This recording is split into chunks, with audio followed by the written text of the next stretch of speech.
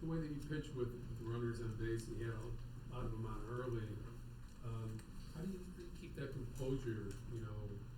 At the start where you don't let that shake you the first guy gets on. Yeah, I think a lot of it is just pitching through a lot of situations. I like to simplify and downplay situations. Like if we have a guy on second one out, I just think about all the times I've been in that situation and all the ways you can get out of it. I don't like to really hype things up more than it is. I just keep it simple and know if I execute my pitches, we'll be able to get out of it, especially with the guys, we have behind me. Jordan, for a debut at Wrigley Field, how did that kind of compare? I know you've had a few major league starts but to be at Wrigley Field, what was that like? It was a different animal for sure. I thought it was an awesome crowd. Just the energy in this place, it's crazy because even if there's a few less people that might actually be in the stadium, it doesn't sound like it ever. And so just to be able to be in this place, and it was especially nice to have fans cheering for you for once instead of against you. So that was definitely nice. Did you let yourself soak in or enjoy the ovation you got as you came off? I did. I'm sure you could see it on the video. I took my time to look around the stadium and just kind of take it all in as first outing here. And I thought it was really special for me. Had a lot of family here, a lot of friends, and so it was good to have them here. What did Ross say to you on the mound when you told him the moment there? Yeah, he asked me politely to move out of the way the next time they hit a ball up the middle, and Nico's standing right behind second base. So I told him I'd try. Having Maya back there, it seems like he's quiet, gives you a great target. How comforting is that for you? It's awesome. Just like I've said several times, just the familiarity with him and just being comfortable with each other and really knowing what to expect from him. He knows what to expect from me. And he also knows, having that experience with me, if one thing's not working, he knows immediately where to go apart from that, where to head to as like a backup plan or second plan or whatever, just from that experience. And that's really comforting because, we don't have to call timeout and have those conversations on the mound. He immediately knows. And he's just an extremely mature catcher back there, which is really nice to have. You had a couple teammates make their big league debuts today. You're obviously early on in your career. What's it been like, the injection of youth into a clubhouse that's winning and playing well? Yeah, I think it's awesome. You get a lot of guys that are really hungry, really want to win, really want to help contribute. But you can't say it doesn't happen without the leadership that we have in that locker room. From guys like Happer to Swanson to Nico. Guys like Hendricks in the rotation, those guys, we get to come in every day and see how they work and see how it's truly done. And they do an outstanding job of setting the example. Then the play at the plate was one that easily could have sped up. Like, what were you seeing in that moment? My first thought was ow. But then, no, it was easy because, it thankfully knocked right down to my feet and was right in front of me. And all I did was, I knew I had time with the guy going to first. So my first thought was, just pick it up, check the runner. And he was halfway home. And so all I had to do was, make a nice, easy feed to Miggy, and we were able to get out of it. What's it like to come up in September in a pennant race compared to most September call-ups are just getting their feet wet? Like, does it keep you locked in? Is it nerve-wracking? What's it like? For me, almost it's more calming just because, the only thing I'm focused on is winning the game. You're not sitting up here and focused I could care less what my stats are. I could care less what this is. My whole goal when I take the mound is when I come out of the game, I want us to be in the best position possible to win the game. And so that's my whole entire mantra. That's what I stand by, and, that's what I'm going to continue to try and do.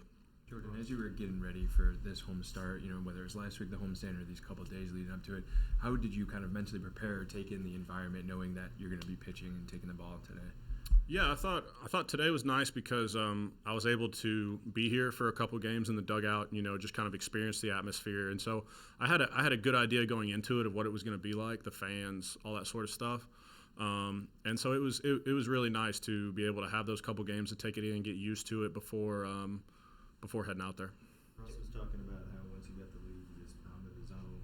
We're confident that the defense would make plays behind you, but the wind's blowing out. It can be a quick strike offense. Did that even enter your mind, or are you just like, I'm trusting you out here? No, because I have a lot of trust in my stuff, and I have a lot of trust in the defense behind me. My plan every time I go out is, try and get a lot of ground ball outs that we can, try to get some weak contact.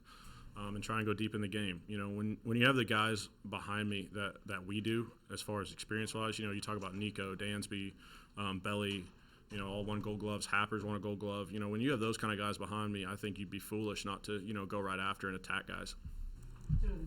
As a starter, in the beginning of the game, it's very tough, and then bottom of first, Seiya hits the 3 rounds. Oh, yeah. So after that, you can breathe or like it's make you better. Yeah, that was awesome, man. You talk about swinging a hot bat. So I thought Seiya had an absolutely unbelievable series.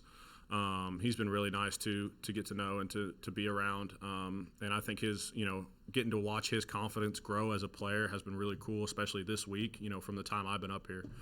This week he's really been swinging it. And, you know, like he said, when he puts those 3 runs on the board early, it really allows me to, you know, go after him and attack him and try and get us back off the field as quickly as possible. Jordan, is any part of you pitching yourself that you've been thrust into this situation and you're having incredible success right off the bat? No, I don't really think about, you know, the personal success. I'm not satisfied until we're in the playoffs. You know, that's the ultimate goal. That's my goal. You know, I go from outing where, you know, like tonight I'll enjoy this one. My family's here. I'll spend time with them. But, you know, once I wake up in the morning, it's on to the next one, right? You know, it's flush and it's on to the next one. And I can't, you know, just soak in this one and forget about the next couple. All these games are big for us. How much you're enjoying being part of a staff that's increasingly homegrown. It starts with Steele and Assad, and you know, and there's more arms coming. Yeah, it's unbelievable just to, you know, be able to have those. The biggest thing is the chemistry. You know these guys. You talk to them all the time, and so to be able to really be familiar with the guys you're going to work for, you know, you honestly become big fans of everybody in the rotation. You know, I know us as a rotation, we take a lot of pride in our work, and we take a lot of pride in our work as a group because we know we have an outstanding offense and guys that really pick it behind us.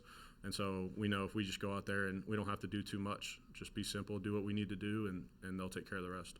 When you're seeing Assad do what he does, Justice Steele do what he does, like all those guys, is there any motivation for you? I mean, like a friendly competition, like trying to one-up the other guy, like seeing that, what does that do for you? Yeah, absolutely. You know, I think it just, you know, we like to build off of each other, you know, just one outing from the next, just, you know, somebody has a good outing, we want to go out there and we want to have, you know, a great outing too. And so just to be able to do that is kind of our game plan. What was it like for you to see Little's debut, witness him with the strikeout at the end? Yeah, it's awesome. You know, so happy for him. He's worked his butt off to get to this moment, you know, and it's kind of crazy because, you know, you guys are going to think I'm crazy because it was only 2 weeks ago, but remembering mine, you know, I remember a lot of those emotions. And so just being able to be there for him and, you know, seeing Canario get in there too was awesome because you've spent so much time with those guys. You've seen a lot of the work they've put in, and it just makes you really happy for them. Thank you, guys.